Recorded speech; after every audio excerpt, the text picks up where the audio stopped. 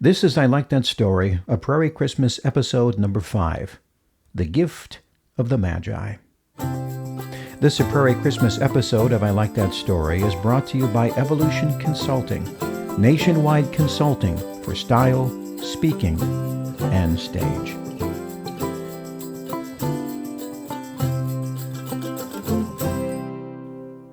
William Sidney Porter was a wordsmith, and a pretty good one. His gift was the short story, and his medium was the daily papers and magazines in and around New York City at the beginning of last century. The stories were always good, and a few were far better than that. The style of his writing is different from today, so I've made some edits to fit the spoken story, but I cannot match its timeless Christmas message. The pen name Porter used was O. Henry. His story is The Gift of the Magi. $1.87, that was all, and 60 cents of it was in pennies. 3 times Della counted it, $1.87. And the next day would be Christmas. There was clearly nothing to do but flop down on the shabby little couch and howl, so Della did it. While the mistress of the home is crying, let us take a look around. It is a furnished flat at $8 per week. The less said about the dingy furnishings, the better. In the vestibule below was a letter box with the name Mr. James Dillingham Young in bronze. The bronze plate had been flung to the breeze during a former period of prosperity when its possessor was being paid $30 per week. But whenever Mr. James Dillingham Young came home and reached his flat above, he was called Jim, and even though the income had fallen to $20 a week, he was still greatly hugged by Mrs. Young, already introduced to you as Della, and that is good. Della finished her cry and looked out dully at a gray cat walking a gray fence in a gray backyard. Tomorrow would be Christmas Day, only $1.87 to buy a present for Jim, her Jim. Suddenly she whirled from the window and stood before the small, cheap mirror, her eyes shining brilliantly, her face pale. Rapidly she pulled her hair down and let it fall to its full length. Now, there were 2 possessions of the James Dillingham Youngs in which they both took a mighty pride. One was Jim's gold watch that had been his father's and his grandfather's. The other was Della's hair. Neither the Queen of Sheba nor King Solomon himself could offer jewels finer than those 2 possessions. So now Della's beautiful hair fell about her, rippling and shining like a cascade of brown waters. She faltered for a minute while a tear or 2 splashed on the worn red carpet. On went her old brown coat, on went her old brown hat. With a whirl of skirts and with a brilliant sparkle still in her eyes, she fluttered out the door and down the street. Where she stopped, the sign said, Madame Sofronie, hair goods of all kinds. Up the stairs Della ran and collected herself, panting.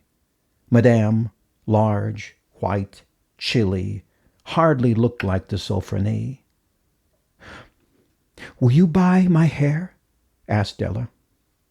"I buy hair," said Madame. "Take your hat off." Down rippled the brown cascade. Madame lifted the mass with a practiced hand. $20. "Give it to me quick," said Della.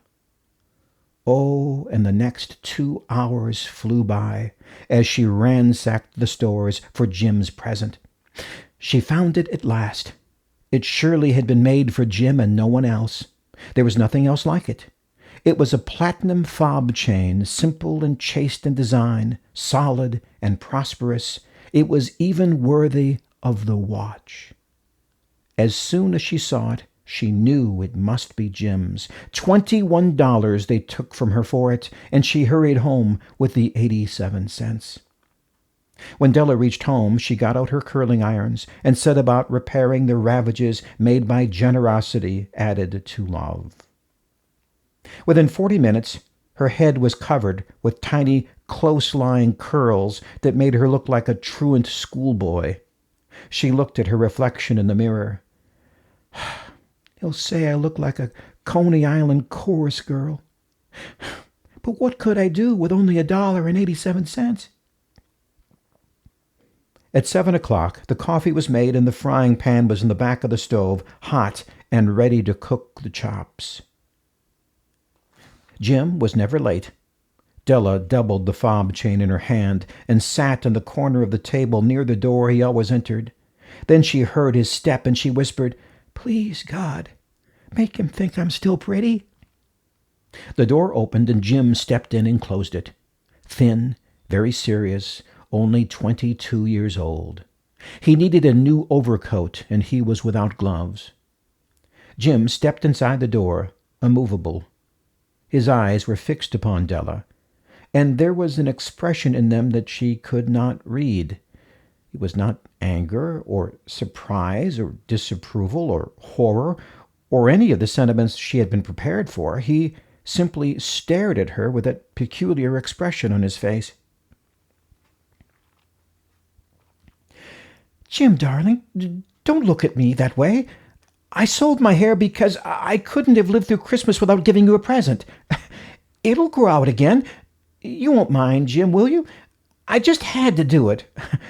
My hair grows awfully fast. Say Merry Christmas, Jim, and let's be happy."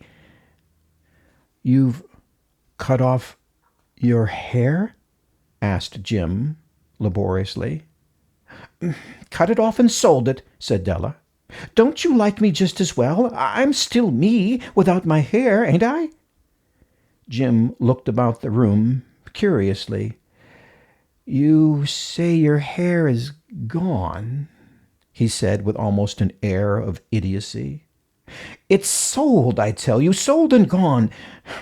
Well, maybe the hairs on my head were numbered," she said, with a sudden serious sweetness, "but nobody could ever count my love for you." Out of his trance, Jim seemed to wake.